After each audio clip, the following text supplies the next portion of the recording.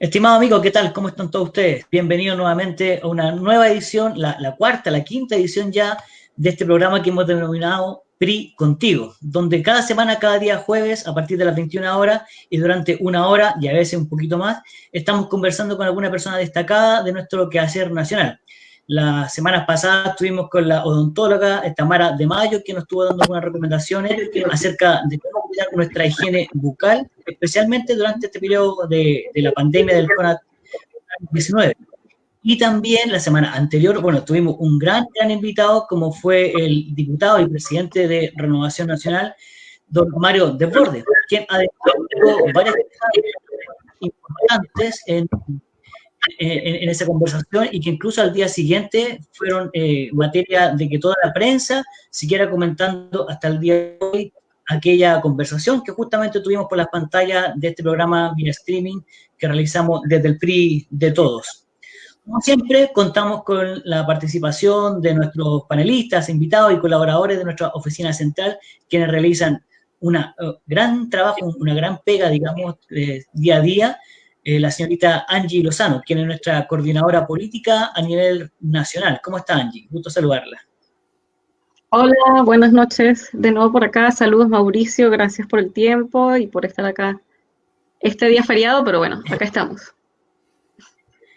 Ni siquiera en días feriados el PRI de Todos se detiene. Es muy importante la labor que estamos realizando a lo largo de todo Chile. Y también contamos con la participación de nuestro periodista estrella, el encargado de las comunicaciones, y como yo siempre digo, la persona que permite que salgamos en la prensa y que día a día podamos dar a conocer a nuestro partido. Don Luis Casanova Rifo. ¿Cómo está usted, don Luis? Bien, ¿y usted, señor? Todo bien por estos lados. Otra semana más de encierro y cuarentena.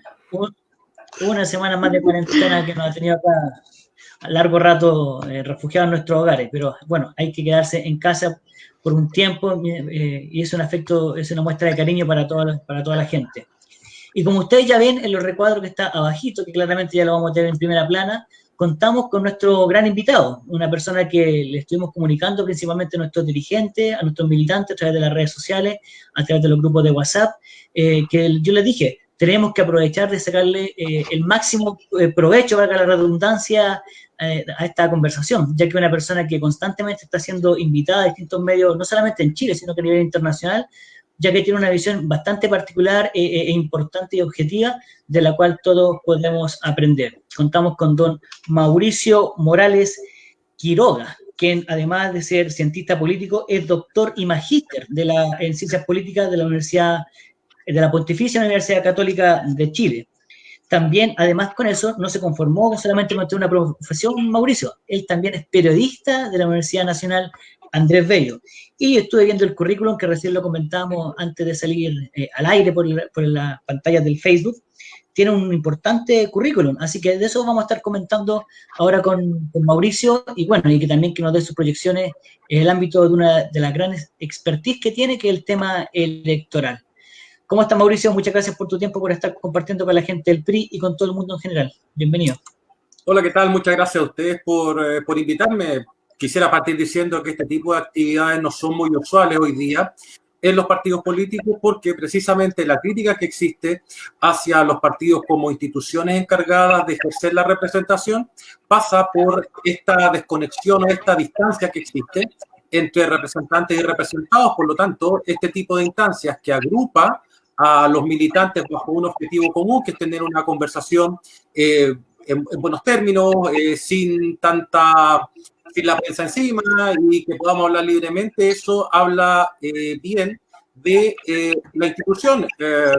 Yo no conozco partidos que realicen esto de manera tan sistemática y profusa. Por lo tanto, felicito a la directiva del partido por realizar este tipo de labores, porque, insisto, no son muy usuales en la política más tradicional. Y eso, y fíjense lo siguiente, esto puede ser precisamente lo que explique por qué el PRI es un partido fuerte a nivel local en comparación, por ejemplo, con Evópoli, porque es capaz de cultivar estas redes de vinculación entre partidos y militantes.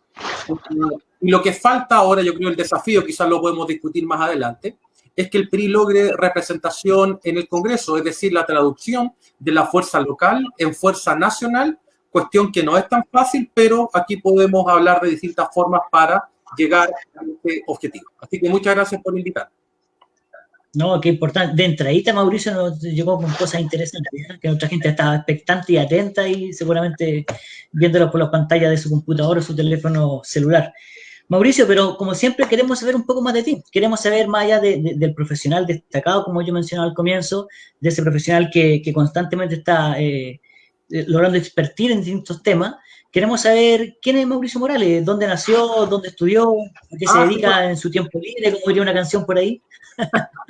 Yo soy San Bernardino, como se dice, nacido y criado en la comuna de San Bernardo, comuna que quiero y siempre lo digo con el máximo orgullo. Me encanta decir que soy de San Bernardo, siempre lo repito, cada vez que me preguntan lo digo, porque es poco usual que, bueno, quizás no ahora tanto, pero sí en periodos anteriores, la comuna de origen te marcaba mucho.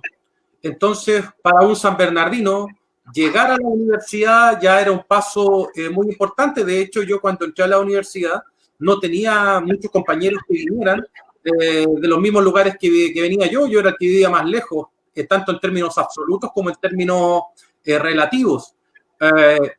Cuando llegó el momento de comenzar a estudiar, ahí yo me di cuenta también de las brechas de información, brechas sociales que existía con el resto de mis compañeros. Había apellidos que yo nunca no sabía ni pronunciar, que nunca había escuchado. Personas que vivían en lugares que yo conocí ya cuando tenía 18, 19 o 20 años. Yo no sabía que existía la dehesa, no conocía ni me imaginaba cómo era. Cuando fui la primera vez que fue a la casa de un compañero, quedé impactado porque yo pensé que ese Chile no existía.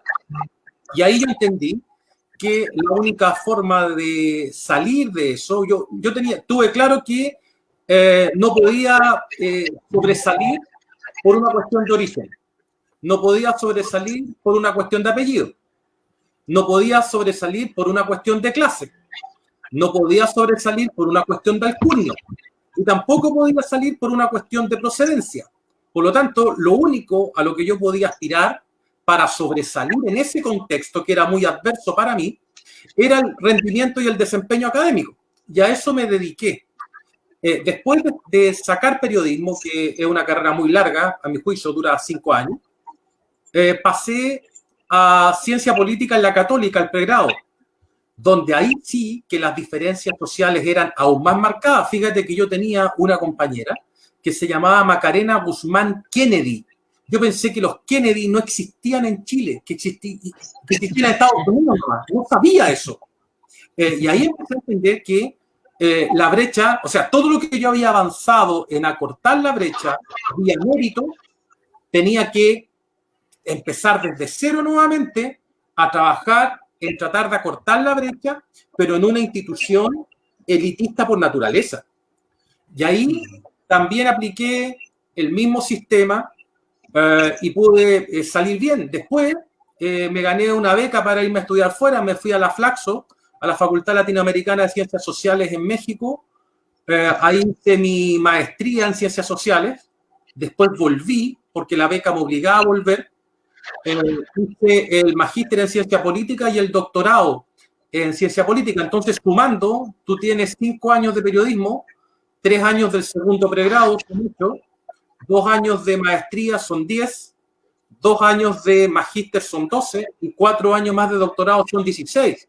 A la gente que nos está viendo, yo les digo, es el peor camino de todos, es el camino más largo.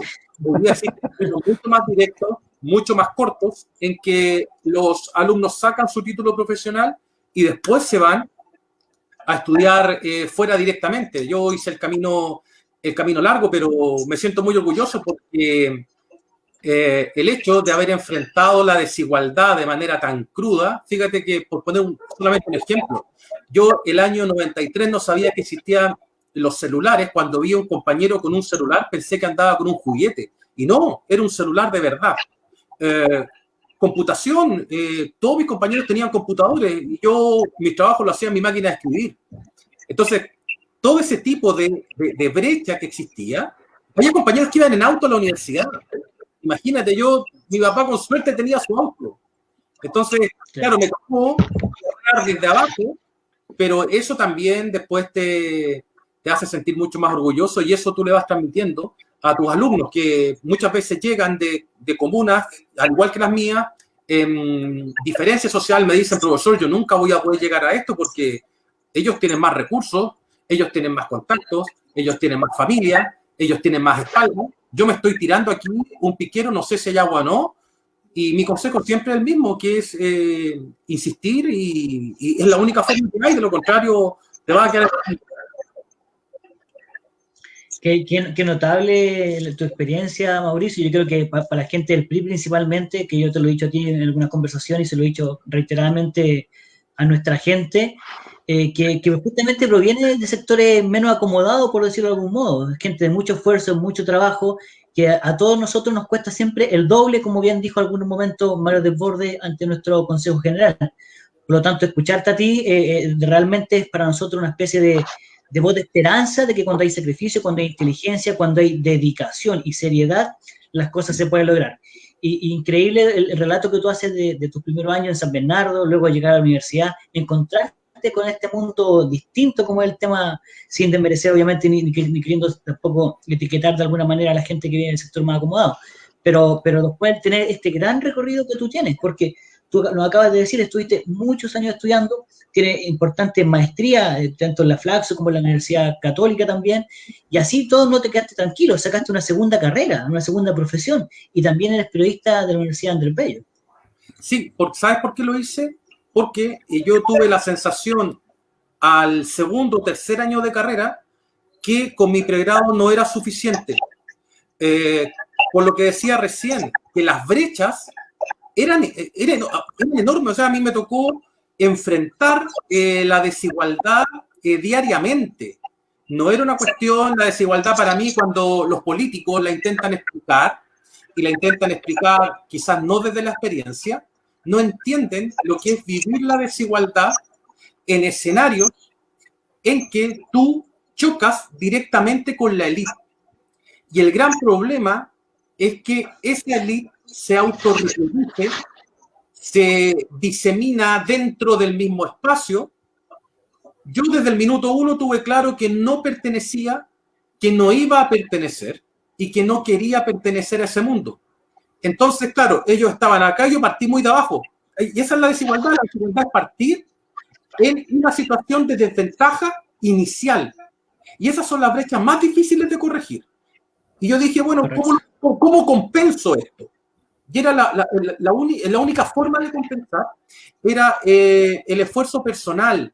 Claro, yo con un título no iba a conseguir quizás llegar hasta donde yo quería.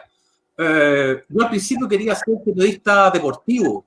Imagínate, yo cuando iba en primer, segundo año, a mí siempre me gustaba el fútbol y la hípica.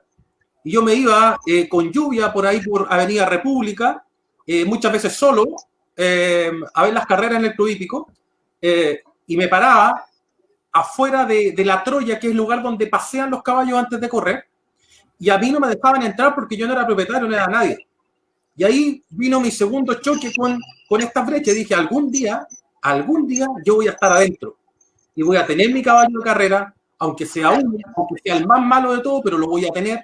Voy a tener mis colores, que se llama, que es el stud, que son los colores, las chaquetillas que usa el jinete y que tú defines.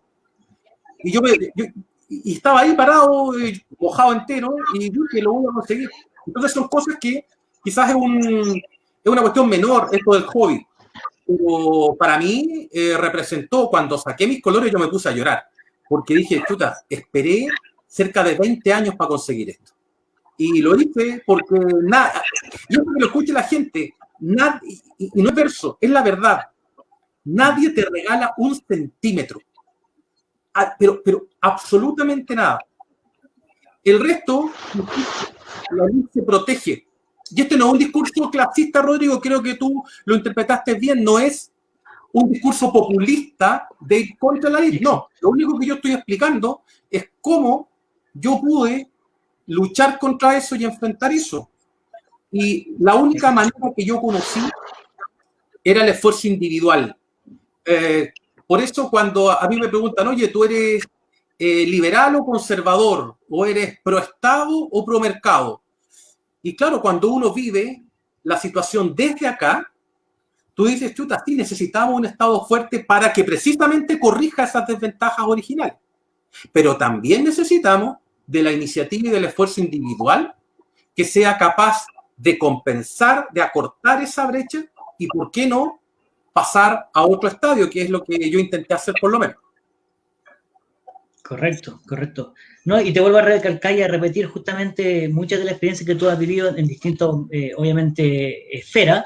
Muchos de nosotros también nos correspondió a lo mismo. Yo me acuerdo cuando recién llegamos a la universidad y justamente ahí viene la palabra universidad, ¿cierto? Este universo gigante, distinto, diverso, que uno se encuentra, porque es muy distinto con personas como en el caso particular mío, que estudiaste en un colegio municipal, después estuviste en un colegio particular subvencionado, en el caso mío particular, imagínate, perteneciente a la Cámara Chilena de la Construcción, un colegio técnico, donde uno sacaba, ¿cierto?, eventualmente una carrera técnica, porque no tenía la certeza el día de mañana si pudiera llegar a la educación superior.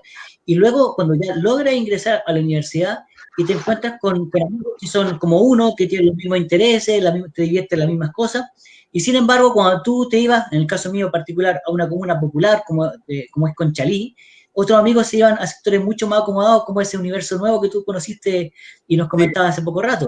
Por lo tanto, es una experiencia bastante bonita, pero también nos logra, y yo reflexionaba mediante tus palabras, a decir, sí se puede, y lo vuelvo a recalcar, porque muchas veces hoy día, cuando vemos tanto nivel de desigualdad en muchas cosas, nos tendemos a algunas personas a bajonear, por decirlo en buen chileno, pero sin embargo, sí es posible. Entonces, la pregunta que te quiero hacer en el fondo, ¿tú crees, bien general la pregunta en el fondo, pero ¿tú crees que Chile es o se puede convertir en un país de oportunidades? Porque yo muchas veces, yo lo he defendido ese concepto, pero he sido criticado también porque dice la persona, eso no es así. ¿Qué nos puedes comentar? Yo tengo ahí el siguiente imaginario. Para que la gente, porque a mí me gusta cuando estamos con gente como uno, hablar las cosas de la manera más sencilla posible, más clara. Fíjate que cuando yo estaba en la universidad, muchos compañeros hablaban de lo que hacían, no sé, un fin de semana, y me decían, no, si esto queda pasado las urracas. Yo no tenía idea de lo que eran las urracas. No, es que esto queda en Campanario con no sé qué cosa, en Alonso de Córdoba. No sabía porque no tenía, en esa época no existía el Google Maps como para saber y opinar de eso. O sea, también quedas marginado en términos de la discusión o el debate interno dentro de tus mismos compañeros. Entonces, la desigualdad se sufre bastante. Cuando me preguntaban, y esto, yo siempre me acuerdo de esto, y oye, ¿a dónde fue la gira de estudio? Empezaban a hablar mis compañeros de dónde habían hecho la gira de estudio. El más penca en que había ido a Argentina y yo había ido a Coquimbo. Cuando me preguntaron, yo dije, no, en realidad yo no fui a la gira de estudio porque me enfermé. Imagínate, uno llega al nivel de esconder ciertas cosas porque te sientes tan marginado que te cuesta iniciar ese proceso de reversión, por así decirlo. ¿Y qué hace uno? Y acá viene la pregunta más, para responder tu pregunta, Rodrigo. Lo que uno hace es refugiarse en los que son parecidos a uno. Entonces, cuando yo llegué a la Católica, me encontré, y esto fue para mí muy, muy llamativo, me encontré con una persona, un compañero que soy amigo hasta el día de hoy, que era de San Bernardo. Otro que venía del bosque. Y yo iba a jugar a la pelota al bosque. Entonces conocía el bosque. Y yo decía, no, pero no puede ser, si esto es la Católica, no puede haber gente del bosque de San Bernardo. No, sí es posible. Y ahí nos empezamos a ayudar. Y ahí es donde que se van construyendo las oportunidades.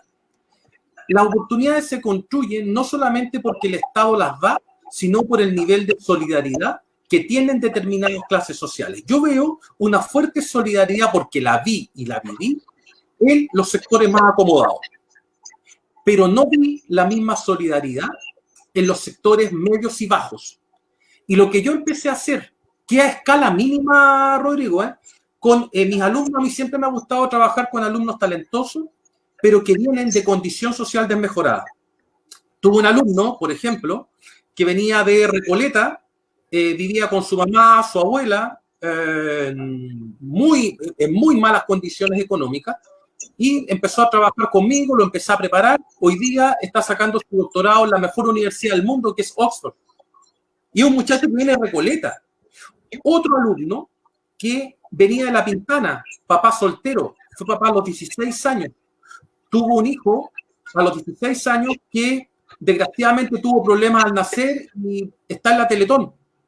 El muchacho trabajaba en esa época por 8.000 pesos la noche en una fábrica. Una vez, me acuerdo que estábamos trabajando juntos y yo lo veo un poco pálido y le digo, oye, ¿qué te pasa? Y lo miré y dije, tú no has comido. Eran las 4 de la tarde, el muchacho no había comido nada todo el día. Y hoy día, se tituló, y hoy día llegó a ser jefe de gabinete en la municipalidad de La Pintana, que era su comuna. Entonces, cuando me dicen oportunidades, yo no lo hablo en términos abstractos. Es lo que me ha tocado hacer con muchísimos alumnos que he tenido. Yo he trabajado en esto como 15 años y me ha tocado la dicha de ver a estos alumnos que vienen en condiciones difíciles, exportarlos, por así decirlo, a las universidades más prestigiosas del mundo. Y eso sí que es gratificante, porque esas son las oportunidades. Yo siempre les digo a ellos, las oportunidades son para nosotros, es una en la vida. Y esa es la oportunidad que tienes que aprovechar. Se te pasó la oportunidad y ya quedaste en el camino. Entonces, eso es la explicación a nivel micro. A nivel macro, claro, en Chile los niveles de desigualdad han venido a la baja. Han venido a la baja, pero de manera muy lenta. Nosotros hemos sido más exitosos en disminuir los niveles de pobreza.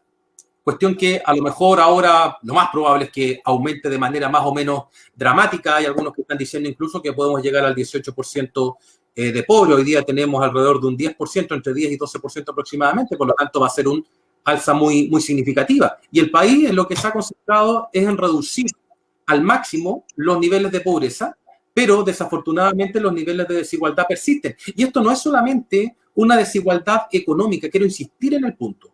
Esta desigualdad económica se transforma en desigualdad social y en desigualdad cultural, y por las mismas cosas que estamos discutiendo ahora. Entonces, a mis alumnos lo que yo hago, a los que trabajan conmigo, es tratar de nivelarlos lo más rápido posible, porque vienen de colegios en que, por ejemplo, el nivel de enseñanza de matemáticas o inglés es más bajo en comparación con el resto. Los otros llegan en mejor nivel.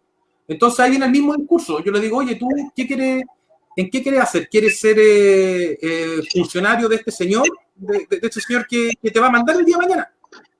¿O quieres, por tu talento, ser tú una persona más exitosa? Y ahí está el canje, por así decirlo. Y ese es el incentivo. Yo pongo muchas veces, nosotros como académicos nos dedicamos a publicar artículos o papers en revistas especializadas, y lo que yo hago es siempre tratar de coautorear con alguna figura joven, talentoso, pero que venga de segmentos populares. Esa es una de mis, entre comillas, condiciones. Yo no trabajo para la élite, nunca voy a trabajar para la élite, yo trabajo para la gente, y esto no es, insisto, no es verso, yo trabajo para los muchachos, los alumnos, alumnas que vienen de condiciones más difíciles, pero que tienen ganas de progresar y avanzar. Mauro, el lado que sea no me interesa mucho. Dime. Bueno, esto que tú has, digamos, comentado todo este rato, puede leerse también como la base también, ¿no? de todo lo que ha pasado en Chile en los últimos meses, ¿cierto? ¿Tú crees que Chile está viviendo esa lectura en el sentido de que hay falta de oportunidades, hay falta de espacio? Claro, se ha expresado de una forma un tanto extrema, ¿no? Pero sí, hay un tema de fondo ahí, ¿no? Sí. ¿Cómo tú ves que se puede esto enfrentar si tú ves a una élite que está intentando, aunque sea a la fuerza, comprometerse con que estos espacios grandes que hay se acorten, aunque sean lo formal? ¿Tú cómo lo ves? Mira, luego del reventón social que hubo en octubre, a lo mejor no se van a acordar, pero el presidente de la CPC en ese momento dijo que los empresarios tenían que pagar impuestos hasta que doliera. O sea, ellos tenían claro que en Chile debía existir una especie de nuevo pacto tributario con el fin de reducir los niveles de desigualdad.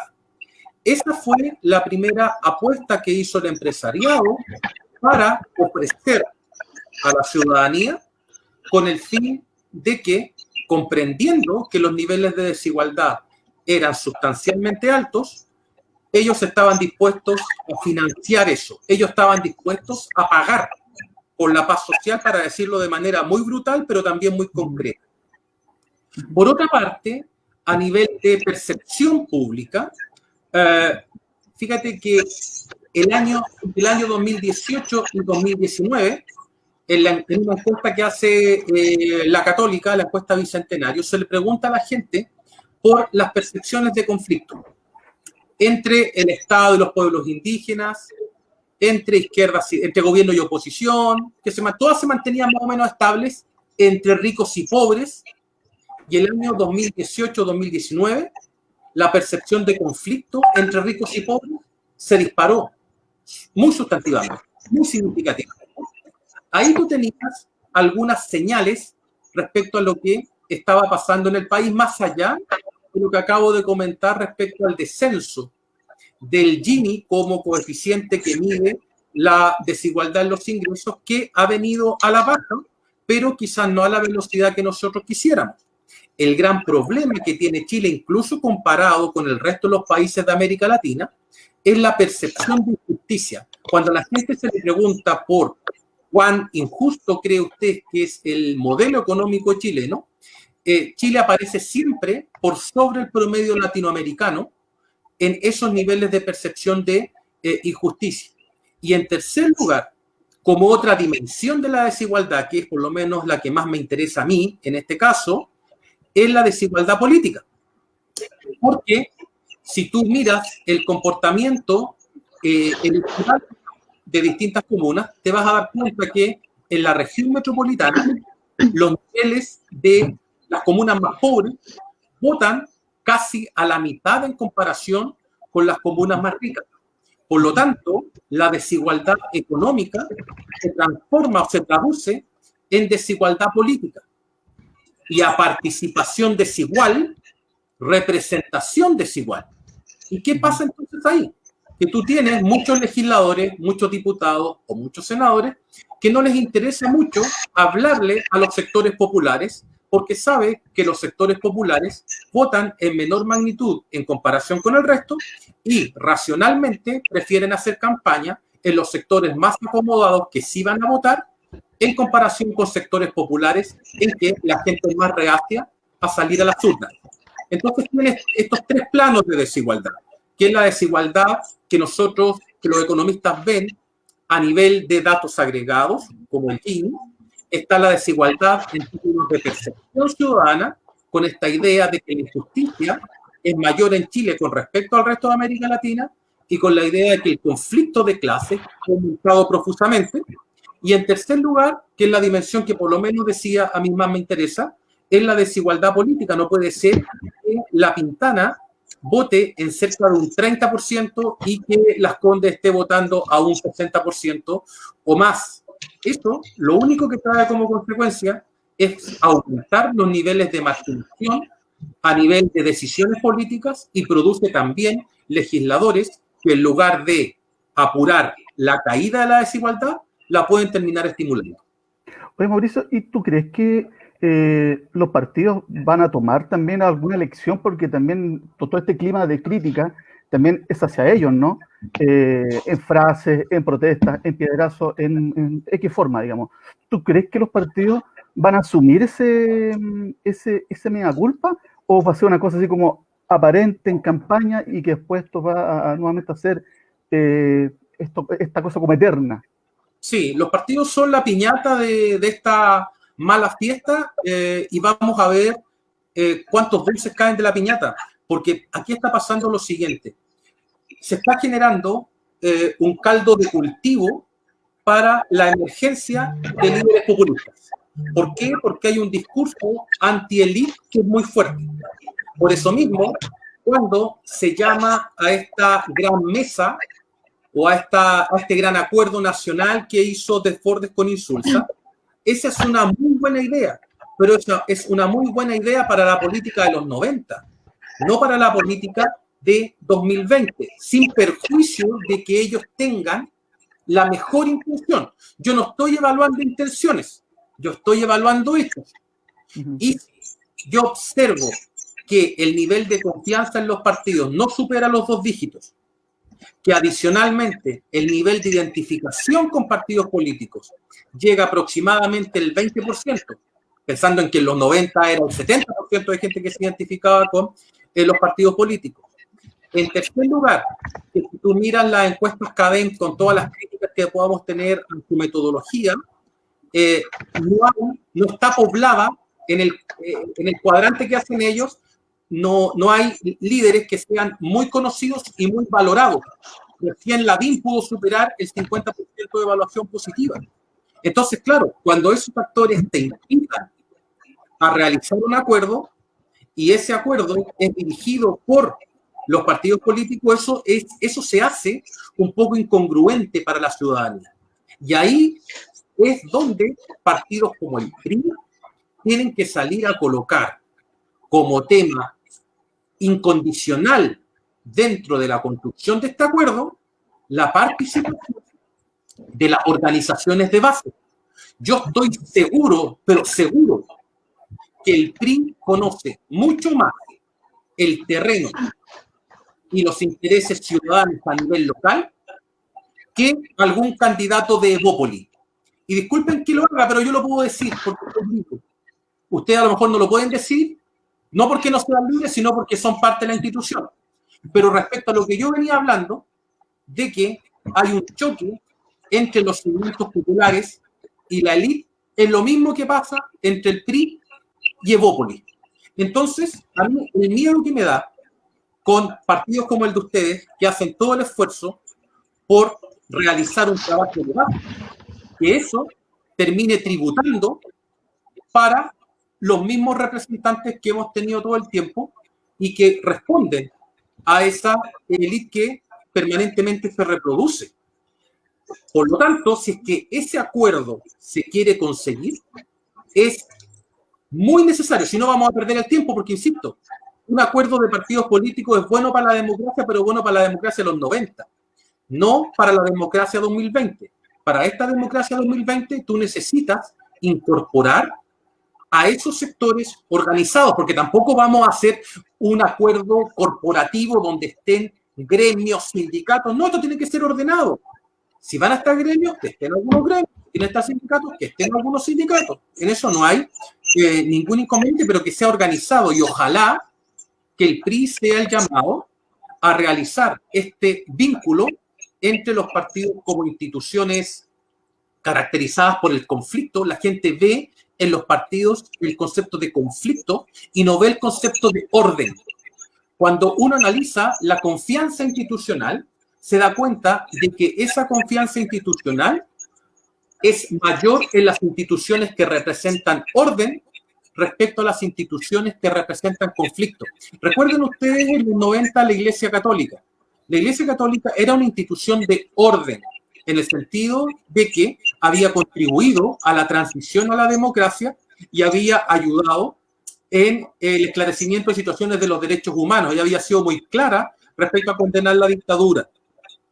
Y esa institución de orden fue durante mucho tiempo muy valorada.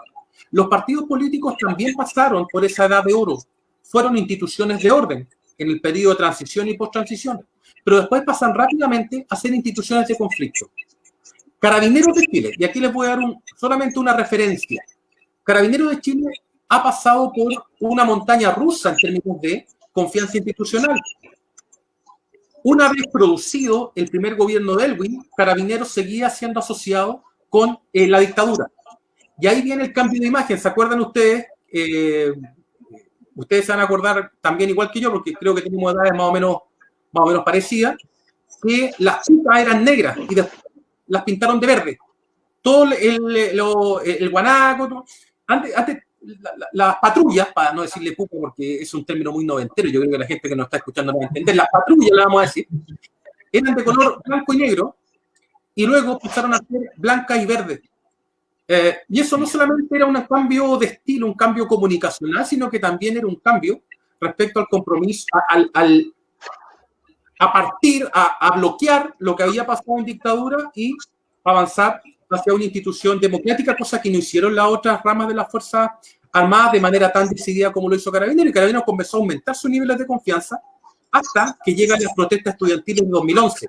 Cae, se recupera, viene el desfalco en Carabineros, cae otra vez, se recupera, viene el estallido social y cae otra vez. Entonces, ¿qué quiero decir con esto? Que las instituciones se pueden recuperar, pero a veces están heridas de muerte, como me temo pueden ser los partidos políticos. Bueno, estamos justamente trabajando desde el PRI, como tú bien te explicas, Mauricio, para mostrar una alternativa distinta, a pesar de que muchas veces, cierto, partidos nuevos, con liderazgos nuevos, como son la gente de nuestro partido, que están ciertos en la población, en las regiones, y se nos hace muy difícil. Sin embargo, justamente ya hay mucha gente que está prestando atención a tus palabras y ya estamos viendo que hay varias preguntas de algunos dirigentes, de algunas personas que se están conectando a través del Facebook Live de nuestro partido. Y para eso le vamos a dar pase a la señorita Angie Lozano para que nos cuente qué están hablando nuestra gente. Sí, bueno, acá estoy en una lucha con mi conexión, pero logro entenderles el 80% de lo que están diciendo. Sí, ya han varias preguntas acá en nuestro chat de Facebook. Primeramente quiero saludar a los que nos han escrito desde la directiva de O'Higgins, Antonio, desde el Maule, Carlos Sánchez de Quilicura, Solercio desde Coquimbo, José Monge de Arica. Los voy a ir mencionando para que sepan que, bueno, ya estamos conectados a nivel regional. Diego, nuestro secretario, Claudio Aguilera, y bueno, ahí los voy a ir nombrando poco a poco. Tengo una pregunta por acá que la hace Miguel Galas. Dice, Mauricio, buenas noches. Tengo una pregunta. ¿Cómo ves el escenario político para las próximas elecciones municipales? Considerando el estallido social y la pandemia, ¿nuestra sociedad cambiará su patrón de voto por algo más social liberal? Esa es una de las preguntas. Ajá. Mira, y yo tengo la sensación de que y esto no es para generar alarma, pero si es que la pandemia no está controlada de manera razonable de aquí al mes de agosto, septiembre, es muy probable que el plebiscito se tenga que aplazar, no por razones políticas, sino que por razones sanitarias. Hay que recordar que las campañas se realizan 60 días antes, comienzan 60 días antes de la elección, es decir, el 25-26 de agosto. Dado que no van a poder existir eventos masivos, entonces podría ocurrir que por un acuerdo entre los partidos políticos se decida aplazar el plebiscito. Una segunda interpretación es que el plebiscito igual puede realizarse tomando todos los resguardos y las precauciones sanitarias. En Corea del Sur hubo una elección hace unas tres semanas aproximadamente en que se produjo una participación récord. Pero en Corea del Sur se utiliza algo que podríamos comenzar a pensar en Chile, que es el voto anticipado. No es ni el voto online ni el voto electrónico, no. Es simplemente que la gente pueda votar de manera anticipada con un lápiz y un papel, tal y cual lo hace al día de hoy. De esa forma se reduce la congestión en los locales de votación. ¿Cuál es mi temor en todo esto? Es que se produzca para ese plebiscito un bajo nivel de participación electoral. Eso es lo primero. Lo segundo, que era la pregunta que nos hacía la persona que nos acaba de consultar, es que recuerden que en noviembre, no me acuerdo si el 24 o el 26, por ahí lo tengo anotado, hay elecciones primarias de alcaldes y gobernadores regionales. Luego, el 11 de abril, tenemos la mega elección local. Después, el 7 de julio, tenemos las primarias presidenciales y de legisladores, para concluir en noviembre con la elección presidencial, legislativa, y en diciembre la segunda vuelta, y después al otro año en mayo el plebiscito de salida. es un escenario extraordinariamente complejo desde el punto de vista electoral, porque va a tener muchas elecciones. De hecho, hice los cálculos y una persona podría llegar a recibir 17 papeletas, 18 papeletas en realidad, incluido el plebiscito del año de salida del año 2022. Todo esto si gana la opción apruebo. Por lo tanto, vas a tener un estrés electoral muy fuerte, lo que te puede conducir a una fatiga electoral. Es decir, que como hay tantas elecciones, la gente termine participando menos, porque al haber tantas opciones en competencia, comienzan los niveles de desinformación. Imagínate en una comuna donde hay una lista de alcaldes, de distintos partidos y pactos, de concejales, de gobernadores regionales. Después va a tener diputados, senadores, presidentes, o sea, va a ser una core, va a ser una confusión total, va a tener papeletas muy largas, votos muy grandes, y fíjense que hice un estudio donde mientras más grande es el voto, mayor es la cantidad de voto nulo y blanco. ¿Por qué? Porque muchas veces la gente no le cuesta seleccionar dónde está su candidato, se ve presionada por el tiempo. Entonces, como vamos a tener tanta elección, mucha fatiga, mucho estrés, mucha información, y en un escenario sanitario complejo, el único temor que a mí me causa de la pregunta que hacía la persona son los bajos niveles de participación electoral. Dale, Angie, sí. Te escucho una otra pregunta. Ángel.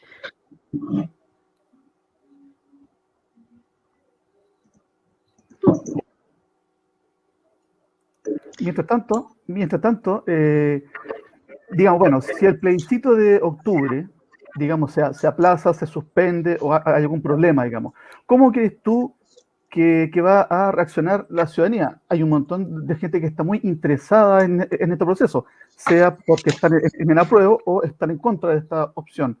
Puede que haya digamos así, como un clima de tensión nuevamente, o sí, la ciudadanía va a entender que esto es un tema que es superior, que es sanitario.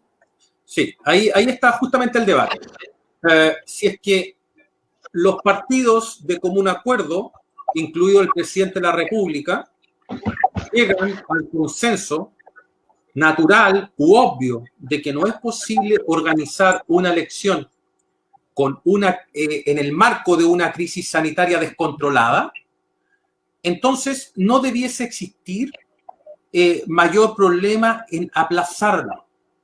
Sin embargo, si es que llegamos a ese periodo con un cierto control de la pandemia, e igual los partidos quieren aplazar, esto podría gatillar un segundo reventón, incluso más grave que el reventón de octubre. Y me temo que si la situación la situación sanitaria me refiero, llegara a descontrolarse de manera absoluta y tuviésemos, como algunos economistas proyectan, un 18% de pobreza y pasando los 2 dígitos de desempleo, entonces, y esto lo digo con el máximo respeto, ya no tendríamos un reventón quizás tan romántico, si se quiere decir así, como el de octubre, que luchaba por ideas, y podríamos tener un segundo reventón donde la lucha sea material, estrictamente material.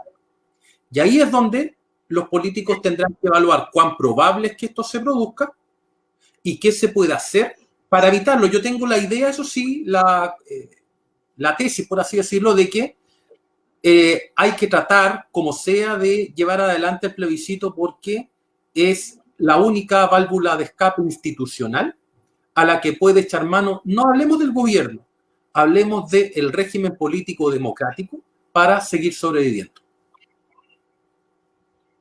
Mauricio, tenemos otras preguntas. Estas nos las hacen desde Los Lagos. Dice, tu visión respecto al manejo de la pandemia en el corto plazo por el gobierno. ¿Crees que es necesario soltar ciertos dogmas económicos y empezar a dar pescado en vez de enseñar a pescar? ¿Y cómo puedes direccionar y gobernar una sociedad con una alta desafección con la política y la autoridad? Bueno, el mismo Andrés Velasco dijo que había que tirar toda la carne a la parrilla. Andrés Velasco, que no estamos diciendo que es una persona muy pro Estado en términos estrictos. Él mismo señaló que era el momento de tirar toda la carne a la parrilla porque estábamos en una crisis absolutamente grave. Y yo estoy comenzando a coincidir con eso. Porque, y aquí a lo mejor no les va a gustar el comentario que voy a hacer, pero previo al reventón, Chile era el oasis de América Latina y hoy día, a pocos meses, estamos repartiendo cajas de mercadería. O sea, hay que decir las cosas como son. Ese es el nivel de bipolaridad que hemos tenido. O sea, pasamos de ser el país más tranquilo, el oasis, como dijo el presidente, de la región, y en poco tiempo estamos repartiendo cajas de subsistencia para la ciudadanía. Eso hay que decirlo de manera muy clara. Es más, hay colegas míos que han dicho que les parece nefasto que políticos comiencen a entregar cajas de mercadería a la gente. Y yo digo solamente una cosa. En periodos de emergencia, no importa el color del gato. Lo importante es que cace ratones. ¿Ya? Jambo Seyur, Felipe Mora, futbolistas, también regalaron cajas de mercadería con sus nombres. Claro, en el caso de los políticos siempre está la sospecha. Todo lo que hacen para nosotros es sospechoso. Siempre. Entonces, hoy día la gente dice, pero ¿cómo es posible? Están haciendo clientelismo. Para la gente que recibe eso, ojalá todos los diputados fueran clientelares y todos los diputados o senadores hicieran este esfuerzo por entregar estas cajas de subsistencia, si es que así lo queremos llamar. Así que yo le quito un poco, porque hay gente que decía, no, esto es antiético. El hambre no tiene ética. La pobreza, cuando tú quieres ayudar a un pobre, no, ese tipo de valores tan altos no aplican. Aquí estamos en una situación de emergencia y hay que apurar el tranco. Y respecto a la pregunta específica que hacía el señor, que en parte la he respondido, yo creo que en algún minuto el gobierno o se va a tener que endeudar o va a tener que comenzar a extraer más recursos porque la situación, insisto, se va a tornar crítica. La actividad económica no aguanta ningún país con una actividad económica paralizada. Les doy solamente un ejemplo. En el caso de la hípica, que es la actividad que yo a la que suscribo por una cuestión de hobby, estuvo parada 60 días. Recién hoy día hubo carreras en el Sporting en Valparaíso. Y ahí la gente, los que preparan, los que cuidan, ellos viven de las carreras. Cuando no hay carreras no hay ingresos. Entonces, yo vi eso muy de cerca de preparadores que estaban quebrando prácticamente, que estaban por entregar los caballos y los caballos en malas condiciones porque no tenían recursos para la alimentación. Entonces, cuando está este tipo de escenarios, lo único que tiene que hacer un gobierno responsablemente es comenzar a gastar un poco más. Aquí yo no veo otra salida por más apoyo que exista desde los partidos que respaldan al gobierno y de los empresarios que están donando ventiladores, pero con eso no resolvemos la crisis en absoluto. Mauricio, mira, agradecemos tu respuesta. Estoy viendo que también hay varias preguntas más que de ahí Angie nos va a seguir comentando y que van siempre en la misma dirección de lo que tú estás comentando ahora. Sin embargo, no al tiempo, no al nuestro, sino que a los tuyos. Sabemos que tienes otros compromisos después de esta conversación. Nosotros feliz conversamos 1 hora y media más contigo. Queríamos llevarte algo súper importante para nosotros, que estuvimos conversando hoy día por la tarde con varios dirigentes de regiones y que son cosas que en algún momento contigo también le hemos podido conversar en alguna conversación que hemos estado con el equipo o nosotros, y que tiene relación justamente con el trato que hemos tenido nosotros o el sentir de la gente del PRI con relación al trato que hemos recibido dentro de la coalición Chile Vamos y principalmente dentro del gobierno. Muchas oportunidades, a varios de nosotros nos han dicho algunos dirigentes de alguna región, de que cuál es el rol nuestro dentro de Chile Vamos, por qué no nos retiramos del gobierno. Porque decían, no nos dan los espacios, no nos dejan, sigamos trabajando como lo hemos hecho desde el día 1 de este partido, cuando lo inscribimos desde la nada, porque acá nunca hemos tenido un mesías, ¿cierto?, alguien que nos ayude a financiar el partido desde su concepción, de cuando estamos juntando las firmas. Es como siempre yo repito, cuando existe realmente un partido de origen popular, es el PRI, no hay otro. El PRI es el Partido Popular que está conformado desde sus dirigentes nacionales hacia abajo, hacia hasta el último militante. Por lo tanto, es un rol distinto que tenemos dentro de la coalición Chile Vamos. Y muchos nos dicen, ¿por qué seguimos acá? ¿Por qué no damos un paso al costado y continuamos con nuestra idea? Nos gustaría que tú nos pudieras relatar un poco de eso y cuál crees tú que debería ser el trabajo o la proyección que debiéramos darle desde el más humilde militante de este partido hasta las personas que por ahora no han dado la responsabilidad de representarlos. Sí, no es mi afán meterme en la política interna del PRI, Rodrigo, pero sí quieren escuchar un consejo desde afuera, es que el peor camino que podría tomar un partido como el PRI sería emprender un camino en solitario, o como lo hizo la democracia. Vean lo que pasó con la democracia. Bien, vean lo que pasó con la democracia cristiana el año 2017. En lugar de promover un pacto electoral con los otros partidos, como el PS, el PPD o el Partido Radical, compitió en solitario y sacó 14 diputados. Con esos mismos votos, si hubiese ido dentro de un pacto, como con los partidos más tradicionales con los que siempre pactó, habría obtenido 24 diputados. Por lo tanto, para cualquier partido hoy día, salirse de una coalición y emprender un camino propio es, y déjenme decirlo de manera muy clara, es la peor decisión que se podría tomar. Y es la peor decisión no por una cuestión ideológica, no por una cuestión política, es un argumento matemático. ¿Sí?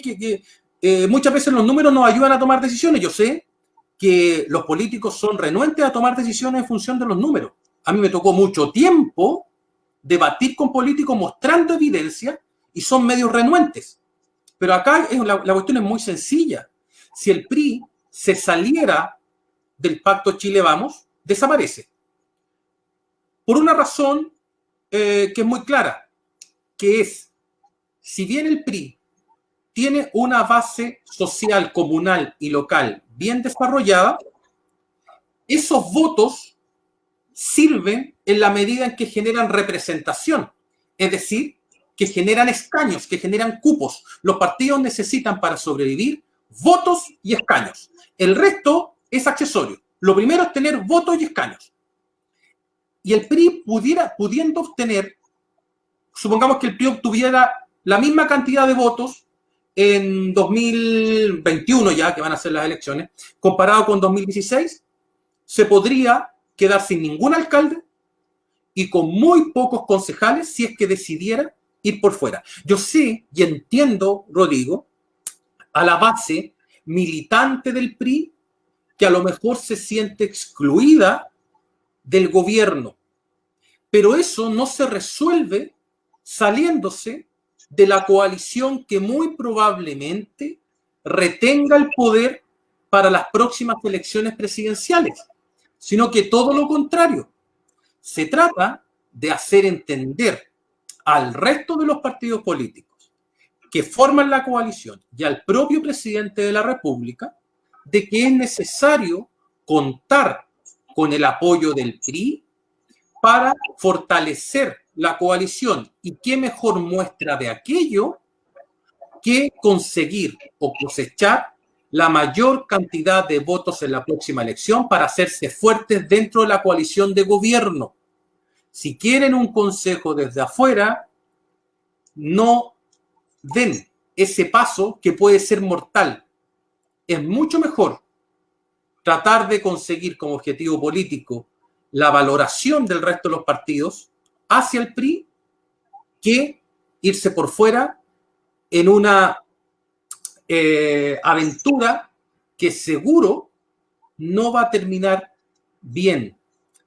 Hay que recordar que por razones de sistemas electorales, en Chile, al igual que todos los países del mundo que utilizan sistemas uninominales para elegir presidente, para elegir alcalde o para elegir gobernador regional, todos los sistemas uninominales te obligan a formar coaliciones. Si el PRI fuera de manera independiente en otra coalición, díganme ustedes con qué otro partido se va a aliar, con qué otro partido va a formar una coalición capaz de llegar al poder. el PRI nunca va a estar más cerca del poder como lo está hoy. El punto está que eso son dos discusiones distintas. Una discusión es cuán cerca del poder estoy yo, ¿cierto? Y eso ya lo hemos resuelto en cierta medida, por lo menos el consejo que yo le acabo de dar, que es mantenerse en una coalición de gobierno que tiene altas probabilidades de sostenerse en el próximo periodo. Eso por una parte. Por otra, que es la discusión que me imagino generan algunos militantes del partido, es que no nos tratan bien y por lo tanto nos tenemos que ir. Bueno, entonces el problema no es participar de una coalición de gobierno, sino que el problema es cómo le hacemos entender al resto de los partidos que nosotros también somos relevantes y que necesitamos nuestros espacios. Y para convencer aún más a esos otros partidos de que yo como PRI soy relevante, entonces me tengo que matar en las próximas elecciones municipales y tratar de levantar candidatos en las elecciones de diputados y senador con el fin de hacerme un partido más fuerte. El PRI tiene más votos, corríjanme ustedes, las elecciones locales en comparación con Evópolis. O sea, Así es. esto de ser el Mayor partido, cantidad de votos de alcaldes y de concejales. entonces, claro, esto de ser el partido más chico, uno como cientista político siempre mira diputado. ¿Ya? Es por un defecto profesional, pero el poder real de base está en las elecciones locales. Entonces el PRI tiene dos desafíos, Rodrigo, creo yo. El primer desafío es consolidarse como un partido dentro de la coalición, siempre tratando de hacer entender al resto de que el PRI es un partido relevante. Y el segundo desafío, que tiene que ver con toda la gente que a lo mejor está viendo el programa, es transformar los votos locales en representación nacional. Esas son las dos tareas. Lo otro de irse por fuera, desaparecer de la coalición, no tiene ningún sentido político, estratégico ni electoral. Esa es la recomendación que yo les daría como analista desde fuera. Y es muy importante y qué bueno que lo dice una persona que con tu experiencia, con la visión que tienes tú de tantos años, especialmente en el mundo de la elección, en el mundo electoral. Mauricio, yo no sé, yo sé que tú tienes un compromiso importante luego de esta reunión. No sé si... Démosle unos 15 minutos más. Feliz, nosotros muy encantados, así que tú nos avisas porque si es por nosotros nos quedamos esta mañana conversando muchas cosas. Y especialmente con la gente. Tenemos varias otras preguntas. Varios comentarios que la gente está haciendo. Están muy contentos escuchando tus palabras, Mauricio. Angie, cuéntanos, ¿qué está hablando la gente? Por favor. Sí, acá tengo otra pregunta, a ver si nos da espacio. Dice, Mauricio, buenas noches. ¿Qué pista del carril político debemos tomar referente a temas tan importantes como las AFP? ¿Y qué sugieres abrazar como bandera de lucha, como partido de centro para destacar en las municipales? Bien, miren, si uno mira esto en un eje izquierda-derecha, el centro hoy día en Chile está vaciado. La democracia cristiana le anda enviando cartas al Frente Amplio para tratar de formar un gran pacto electoral. Y el Frente Amplio le cierra la puerta en la cara las veces que quiere y cuando le da la gana, ¿cierto? Por el otro lado, tenemos a Chile Vamos. Renovación Nacional, inteligentemente, aunque con tensiones internas, se trata de mover hacia el centro con desbordes, pero desde el otro lado lo jalonean para mantenerse en el sector más tradicional de centro-derecha. El PRI tiene ese espacio de centro que sigue siendo la opción mayoritaria en comparación con las opciones de izquierda y de derecha. Quizás no le llamemos centro, llamémosle elector moderado, que está dispuesto a preferir partidos políticos que no están involucrados, representantes en casos de corrupción, en casos de boletas falsas. Ese tipo de cosas hoy día van a ser muy importantes, pero manteniendo, por cierto, lo que he dicho hasta el cansancio, que es el trabajo territorial.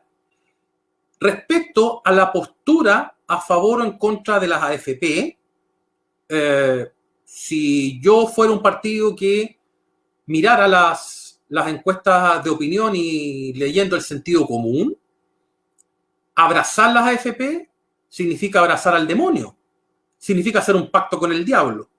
Y yo creo que ninguno de nosotros quiere eso. Por lo tanto, lo que debiese, a mi juicio, hacer el PRI en el marco de la coalición de gobierno sería generar una propuesta de un nuevo sistema de pensiones que tenga un perfil solidario en complemento con este sistema de capitalización individual. Pero el gran dilema para el PRI es que si está llegando a los sectores, imagínense un candidato del PRI que llega a los sectores populares y le dice a la gente, miren, yo soy hincha de las AFP. Eso de inmediato va a producir un distanciamiento que va a ser incomprensible a ese representante,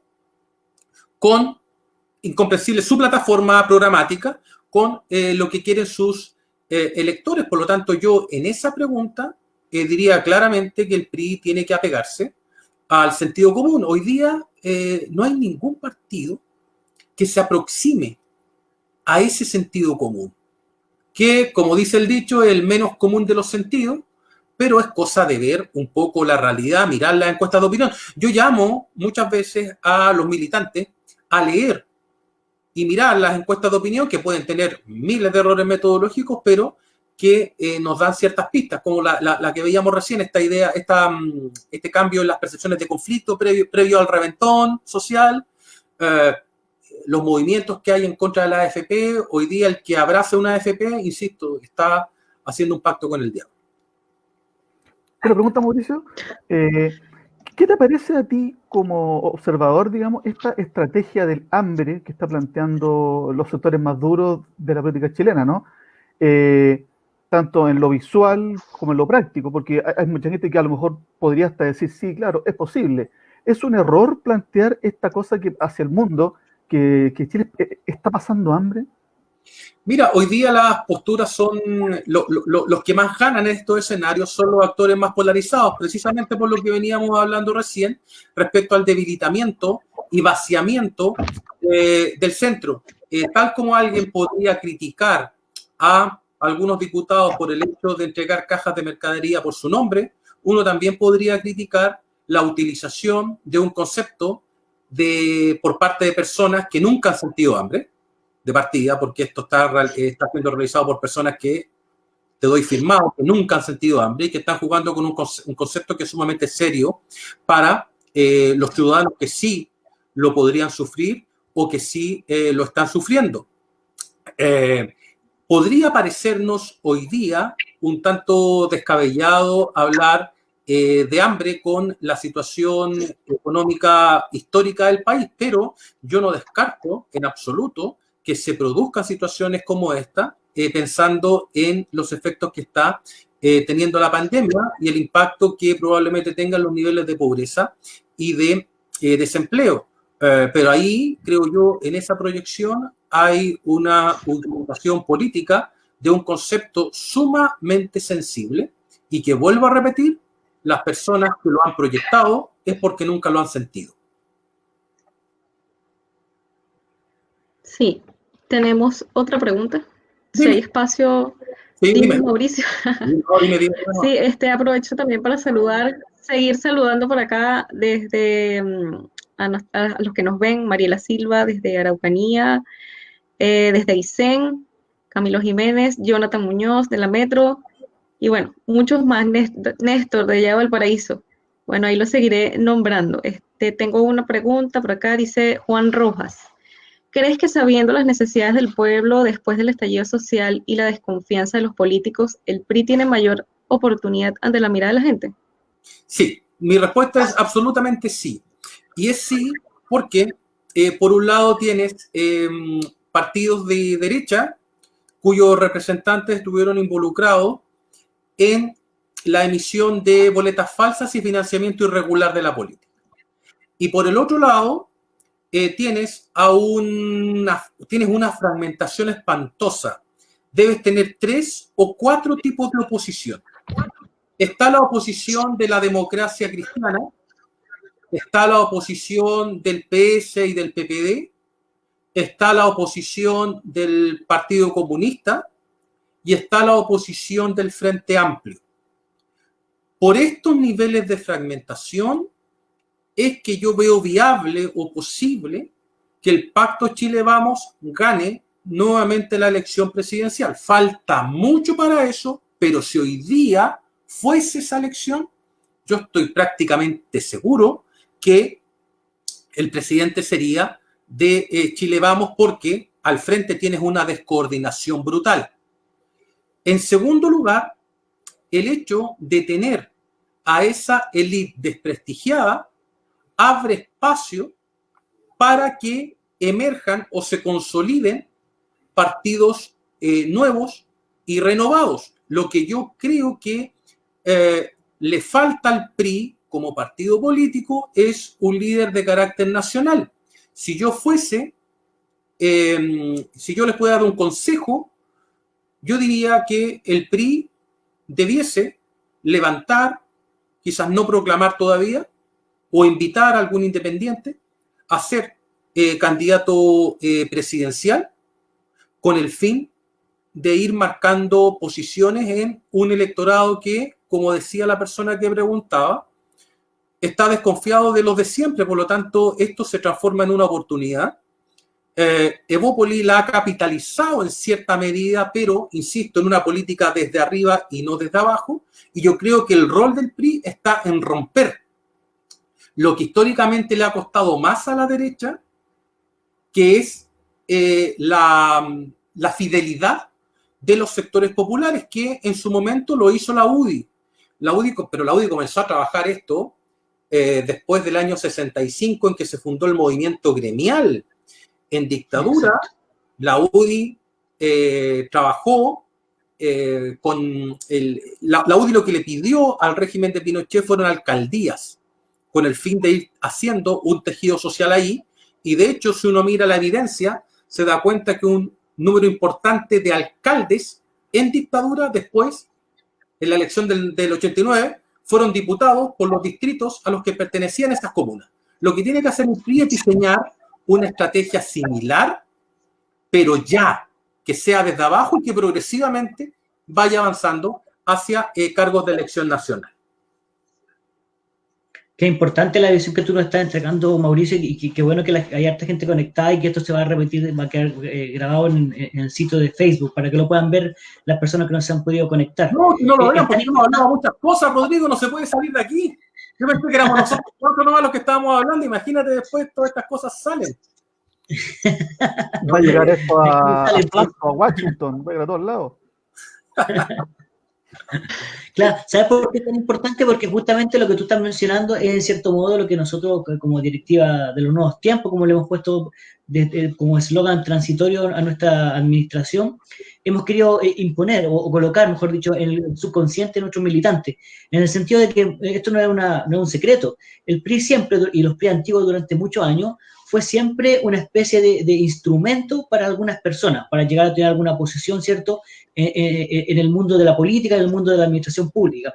Sin embargo, nosotros siempre, desde que ganamos la elección en noviembre del año 2018, junto a Hugo Ortiz de Filipe y las demás personas de la Directiva Nacional, hemos creído que hay que entregarle un rol colectivo acá a la institución, al PRI en general, que realmente sea un trabajo de todos a lo largo de Chile, porque acá nuestros militantes tienen que comprender, especialmente nuestros dirigentes en regiones y también en la región metropolitana, de que acá el regionalismo no significa independencia del resto de las regiones, sino que somos un solo cuerpo colegiado trabajando en conjunto para lograr instalar las necesidades de cada una de las regiones de materia individual. Entonces, para nosotros es relevante lo que tú estás diciendo, en el sentido de que tenemos que trabajar primeramente en lo que viene, que es justamente donde están las bases, donde está la ciudadanía, que son los temas locales, porque lo comentamos también contigo, Mauricio, hace pocos días. Hay que entender de que este proceso eleccionario que viene es un solo proceso, porque tú recién hiciste muy bien el relato de las fechas. O sea, vamos a estar el 4 de abril eligiendo los alcaldes, los concejales, ¿cierto? Un mes después vamos a estar inscribiendo las primarias presidenciales de Chile Vamos. En junio vamos a estar en las primarias mismas ya, y después 4 meses después vamos a estar eligiendo ya al presidente de Chile y eventualmente también a la mitad de los senadores y a los diputados. Por lo tanto, es un solo proceso que vamos a vivir en tan solo 6 meses. Por lo tanto, si el PRI logra instalarse con fuerza, con liderazgo en cada una de las comunas de todo Chile, claramente las bases que vamos a tener para 6 meses después poder sacar rostros, como tú dijiste, liderazgos nacionales, instalarlo en el Congreso Nacional, claramente la negociación o la conversación o el entendimiento que vamos a tener dentro de la coalición y eventualmente con el próximo presidente de Chile va a ser muy, muy diferente a lo que hemos tenido que vivir hasta el día de hoy, dentro de la coalición y en la relación con el gobierno. Bueno, mira, como otro consejo adicional, dime cómo te va en la elección local y te diré cómo te va a ir en la elección legislativa.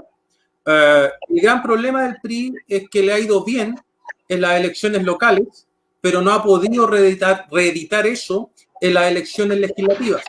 Y eso se produce porque muchos partidos lo que hacen es llegar a cierto estadio de desarrollo, que en este caso es el estadio de desarrollo local, y les cuesta dar el paso hacia el estadio de desarrollo nacional. Eso no es fácil de conseguir, pero es más sencillo hacerlo ahora con un sistema electoral más proporcional en comparación con el binominal que hacerlo bajo la regla binominal. Eso está muy claro. Pero a la par de este tránsito de un estadio a otro, lo que debiese hacer el PRI, creo yo, es para la elección local competir, ojalá, en todo el país, con candidatos a concejales en todo Chile y en el máximo número de alcaldías posible. Y en segundo lugar, para el caso de los diputados, seleccionar y focalizar solo en algunos distritos claves. Es decir, la estrategia para la elección municipal, mire lo contradictorio, para la elección local hay que tener estrategias nacionales y para la elección nacional hay que tener estrategias locales. Para un partido de estas características, son dos estrategias distintas, porque si tú focalizas en una elección local, después no hay forma de que te puedas nacionalizar como partido. Pero si partes al revés y dices, en una elección local, yo me voy a presentar en todo Chile con mi lista de concejales y no al año siguiente, sino que al mismo año elijo algunos distritos, entonces mi probabilidad de éxito va a ser mayor, porque además hay una cuestión de financiamiento, Rodrigo, que no es menor. Una campaña para diputado no es lo mismo que una campaña para concejal. Por lo tanto, si es que tú lo que haces como presidente de partido es elegir quirúrgicamente, porque esto no es al ojo, hay que hacerlo quirúrgicamente. Elegir los distritos donde vas a competir, eso es lo que te puede dar la clave del éxito.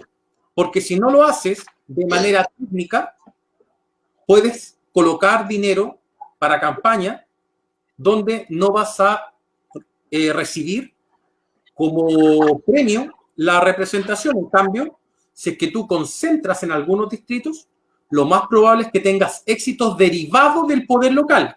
Es decir, yo tengo que seleccionar distritos donde soy fuerte, no donde soy débil, porque eso sería ridículo en términos electorales, porque donde soy fuerte no llevo candidato a diputado, donde soy débil llevo candidato a diputado. Eso no puede ocurrir. Correcto. ¿Tenemos más preguntas, parece, Angie, de nuestra gente, de nuestros militantes que están escribiendo ahí en las redes sociales? Solamente están comentando acerca de las intervenciones. Sí. A ver, nos están saludando desde Arica. Sí.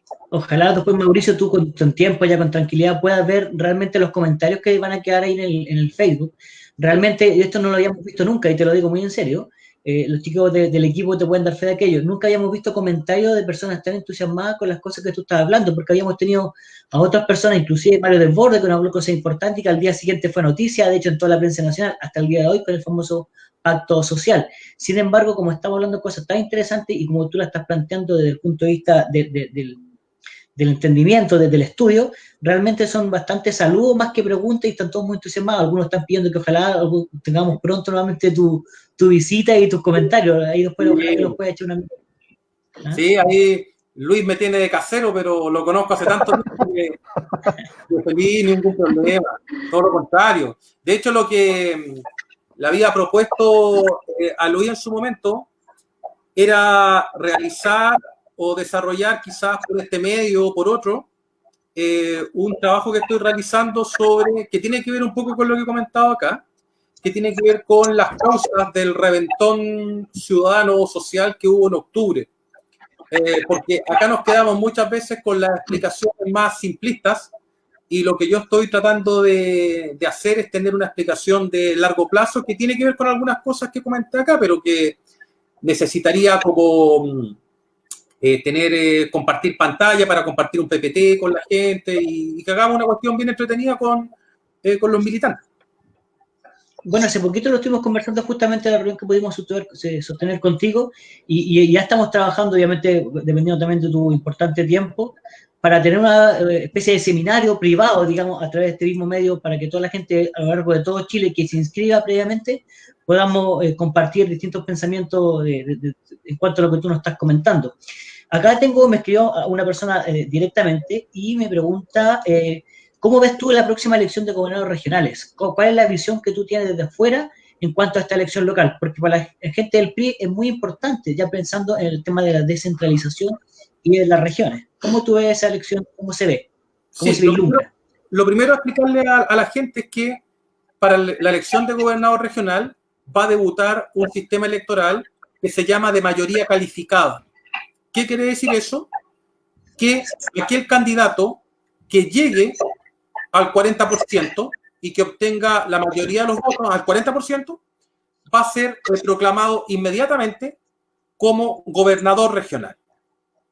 Si es que dos candidatos llegan al 39% cada uno, por colocar un ejemplo, hay una segunda vuelta. ¿Sí? Eso es muy importante en términos estratégicos porque en el caso, por ejemplo, de la oposición, yo veo difícil que acuerden un candidato común para todas las regiones. Lo más probable es que existan dos o incluso más. Al existir este escenario de fragmentación y pensando en que el Chile Vamos llega al 40% casi en todas las regiones, si es que la oposición va dividida, el Chile Vamos podría procesar como loco. ¿Qué haría yo como PRI? En algunas regiones, el margen de la centroderecha para llegar al 40% va a depender del PRI. Y ahí es donde el PRI se hace estratégicamente como un partido relevante o, dicho en términos técnicos, un partido de chantaje. Partido de chantaje es un término técnico, no es un término normativo. Partido de chantaje es aquel partido que por su posición político-electoral, en este caso en una región determinada, se hace relevante. Es decir, que sin sus votos, el candidato del pacto no logra el cupo de manera automática. Eso es solamente. Ahora, que yo le quiera sacar brillo a eso, eso ya tiene que ver con los políticos, no tiene que ver con nosotros. Pero yo lo haría. ¿Una pregunta, Mauricio? Tengo otra pregunta por acá. Sí. ¿Quién vas tú? Dígame. ¿Vas tú o yo? De Luis. No, sí, es Dele, cortito. don Luis, luego le doy. El escenario ya de las candidaturas a la moneda ya está corriendo, ¿cierto? Y los nombres de los alcaldes, al parecer, llevan cierta ventaja. Ahí también se va a dar como un factor local, ¿no? Entonces, ¿tú crees que la campaña de los candidatos a la moneda va a ser con la vara, digamos, de cómo lo hicieron como alcaldes, en el caso de que sus alcaldes sean candidatos, ¿no? ¿Cómo hacer esa cosa con los temas que son más globales? O sea, con Lavín, por ejemplo, Lavín el año 99, cuando fue candidato presidencial, la gente lo conocía por ser un gestor, ¿verdad? Había sido candidato el año 89, ¿se acuerdan? Gallo de pelea, que no pasó nada, no fue tan de pelea, pero después ya se fue consolidando como una figura en la alcaldía de Las Condes. Estuvo a 32.000 votos de ganarle a Lagos en una elección sumamente reñida, y él siempre cultivó un perfil más local y más ciudadano que nacional. Ahora, su éxito a nivel, su éxito electoral, no como alcalde, ha sido francamente malo, porque se presentó como candidato a diputado en el 89, como candidato presidencial perdió 2 veces, el 99 y el 2005, y después en la senatorial por Valparaíso también perdió. Entonces, cuidado, que esto no es pan comido. Mucha gente dice, no, Lavín ya es el próximo presidente. Ojo, que ¿dónde ha ganado Lavín? Ha ganado en Las Condes, y en Santiago le ganó a Martita Larraechea, que con todo respeto no era una gran candidata. Entonces, cuidado, porque el hecho de que Lavín sea conocido y tenga colonizado todos los matinales, eso no implica en absoluto de que corra con una amplia ventaja. Lavín es especialista en perder elecciones nacionales, pero es también especialista en ganar elecciones locales, pero Las Condes ponen a cualquiera y gana. Entonces, ojo con eso, no hay que volverse loco con la candidatura de Lavín. Probablemente aparezcan otros liderazgos, no sé, en la última encuesta Cadem vi a Rodolfo Cárter, como apareció de repente. Entonces, en este escenario de tanta volatilidad, Luis, tú vas a tener candidatos que suben, que bajan, que aparecen, que desaparecen, y al final lo que va a marcar el rumbo es la tendencia. Es cierto, Lavín corre con ventaja, pero no es una ventaja inabordable desde un punto de vista estadístico. Correcto. Sí, Robinson Solís nos dice, ¿qué opinión tiene de las pocas facultades que tendrá el futuro gobernador? La representatividad local o regional no se verá muy acentuada, ya que será una figura algo limitada. Sí, y aprovecho el espacio, a ver si no nos puede responder. Otras, la dejo en el aire acá, de Carlos Sánchez. Dice, ¿cómo enfrentar una elección municipal contra los alcaldes que llevan varios periodos? Ya. Sobre lo primero, claro, la figura del gobernador regional se retrata como un león, pero con unos dientes muy cortos. Es decir, vamos a tener una figura que va a ser el personaje más votado de la región. Va a tener más votos que cualquier diputado, por cierto, que cualquier alcalde, que cualquier senador, e incluso podría tener más votos que el candidato presidencial del pacto. Es una figura fuerte en términos políticos, pero no es una figura tan fuerte en términos administrativos, porque adicionalmente va a ser acompañado por un delegado presidencial nombrado por el presidente de la República, que oficia como una especie de ministro del Interior, si se quiere, dentro de cada región. Las facultades del gobernador regional no van a ser tan fuertes como para generar un espacio de amplia autonomía en la región, pero sí va a ser una figura política extraordinariamente relevante, más allá de las limitaciones administrativas que éste tenga. Eso para dejarlo claro desde un principio.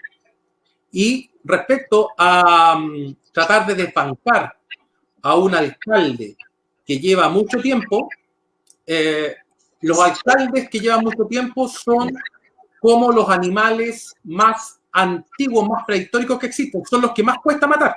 Son los que mueren de manera más lenta. Es muy difícil desbancar a un... Si es difícil desbancar a un incumbente que lleve un periodo, imagínense lo que es desbancar a un alcalde que lleva 6 periodos, que alcalde desde el año 90, por ejemplo, en el Bosque. Pero también hay que pensar en 2 cosas. Primero, que esos alcaldes generalmente tienen redes de intermediación sumamente desarrolladas, pero también cuando se coloca un buen desafiante al frente, se produce la probabilidad de mayor competencia y de victoria de ese desafiante. Muchas veces le echamos la culpa siempre al incumbente, como excusa. No, es que él tiene todas las redes, tiene todos los recursos. Bueno, si es que colocamos un buen desafiante, sí puedes desbancarlo, y todo depende de la estrategia ciudadana que vayas tomando.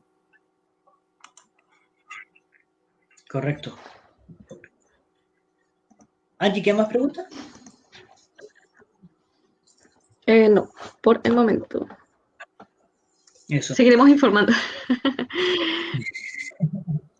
Oye, qué interesante, ya llevamos 1 hora y media conversando con Mauricio Morales. Sigo insistiendo, hay varios temas que a nosotros, por lo menos desde la Directiva Nacional, nos muestra que el camino es la elección municipal. Yo sé que soy reiterativo, los militantes y los dirigentes seguramente decir Caramuri ya va a salir con lo mismo nuevamente, pero yo quiero recalcar el punto siempre, constantemente, y no pierdo la oportunidad. Tenemos que saber levantar candidatos en todas las comunas de Chile, levantar la lista completa, porque eso es algo que ya está determinado dentro de la coalición. Cada uno de los 4 partidos de Chile Vamos va a llevar listas separadas y completas en cada una de las comunas. Por lo tanto, es importante que en cada comuna de Chile tengamos los candidatos que representen al regionalismo y que representen al mundo de los independientes.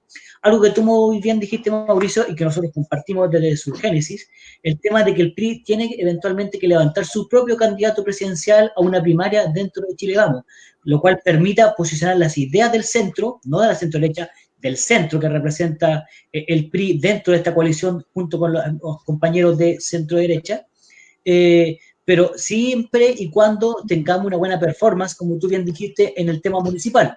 Por lo tanto, siempre las cosas se van comiendo de a cucharada, no de un día para otro, y lo primero es levantar candidatos en la elección de concejales y levantar la mayor cantidad de candidatos competitivos dentro del tema de la alcaldía. Don Luis Casanova, tengo entendido que también quería hacer ya la última pregunta para ir cerrando el programa de hoy. O sea, bueno, una pregunta bien como global, ¿no? ¿En qué instante parte la campaña? Porque en el fondo se habla del escenario post-pandemia, pero si esto se extiende durante mayo, junio, julio, agosto, septiembre, vamos a estar en una campaña con pandemia. Entonces, ¿cómo tú visualizas un escenario donde la mascarilla y todas estas medidas son parte de una campaña, digamos?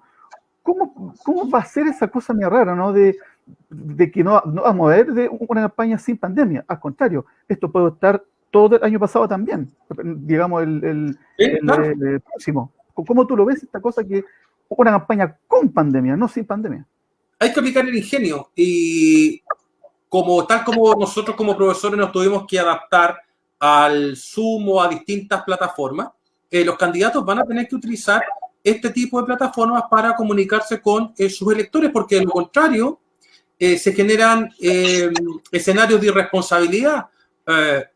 Olvidémonos por un buen tiempo de campañas masivas, de estos operativos que se hacían muchas veces, que los candidatos hacían en las ferias, o operativos caninos que se hacían muchas veces. Ese tipo de cosas difícilmente aparezcan en el corto plazo. Por lo tanto, hoy día los candidatos, y esto es un mensaje para todas las personas que quieren ser candidatos a lo que sea, van a tener que desarrollar plataformas digitales para comunicarse con sus electores, porque de otra forma va a ser imposible realizar campañas. Y es más, con esta limitante, los únicos favorecidos van a ser los incumbentes, porque a menores niveles de información, menos visibilidad del desafiante del candidato nuevo, y como las bases del incumbente se mantienen más o menos fijas, entonces más difícil va a ser defrancarlo. En consecuencia, si fuera candidato ya estaría en campaña mediante este tipo de sistema. Ya estaría. O sea, de hecho, para el que quiera ser candidato a gobernador, a alcalde, concejal, ya tiene que estar aplicando este sistema de relación o de vínculo con los electores. No va a haber otra manera de hacerlo, porque van a seguir estando restringidas las actividades masivas, y adicionalmente, si la gente ya no quiere participar mucho de política, imagínense si un candidato quiere organizar un evento político y en un escenario de crisis sanitaria. No tiene ningún sentido. Va a haber que adaptarse. El partido que sea capaz de entender esto y de comenzar a implementarlo desde ya, va a llevar una tremenda ventaja en las próximas elecciones. Notable. Agradecido de tus palabras, de tu tiempo, tu importante tiempo, Mauricio. De verdad que yo creo que ha sido muy provechoso. Nunca había visto yo, por lo menos en particular, tantos comentarios, tanta gente que estaba muy interiorizada y compartiendo, como te digo, los comentarios acá. Y después tú los puedes revisar y los puedes leer también. Mauricio. ¿Cómo? ¿Cómo? El récord, número de comentarios. Ah, qué bueno, me alegro mucho. Sí, bastante. Exactamente, el récord, así es. Qué bueno, me alegro. Mauricio, esperamos contar contigo, contarle a la gente que estamos trabajando con tu buena voluntad, con este partido de centro, con este partido que representa el regionalismo, contarle que tú también nos estás ayudando muchísimo con el tema de nuestro centro de estudio, ¿cierto? Nuestro centro de pensamiento, proposición, desde tu experiencia. Siempre hemos estado conversando en un par de oportunidades donde tú nos das algunas directrices como directiva nacional, así que agradecido en sobremanera de tu tiempo y principalmente de la voluntad que has mostrado con este proyecto distinto dentro de Chile Vamos y dentro del espectro nacional. Sí, y también comunicarle o decirle a la gente que nos ve, Rodrigo, que estas cosas yo las hago porque me interesa el fortalecimiento de los partidos, particularmente los partidos de centro, que yo no recibo ni cobro un peso por estas cosas porque creo que perdería mi independencia. Eso no lo hago, por lo tanto que la gente que nos ve esté tranquila y esto también da la libertad para opinar lo que uno quiera.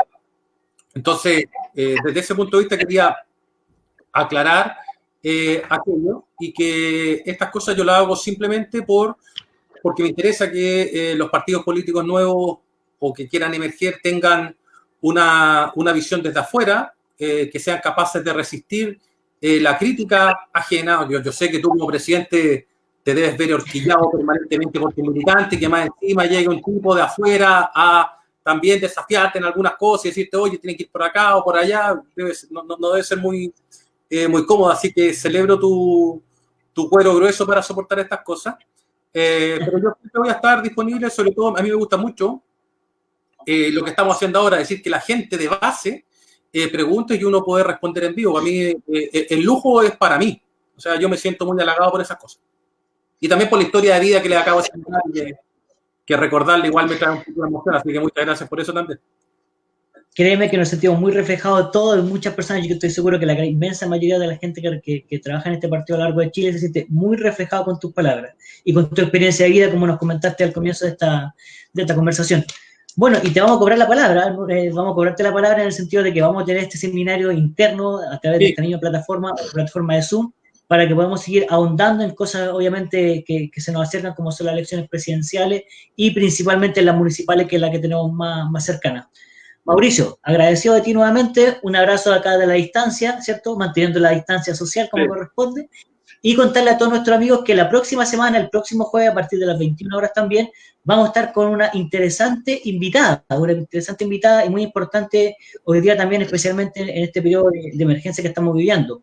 Vamos a estar con la exdiputada, la exintendenta de la región metropolitana y actual ministra del presidente Piñera, la señora Carla Rubilar.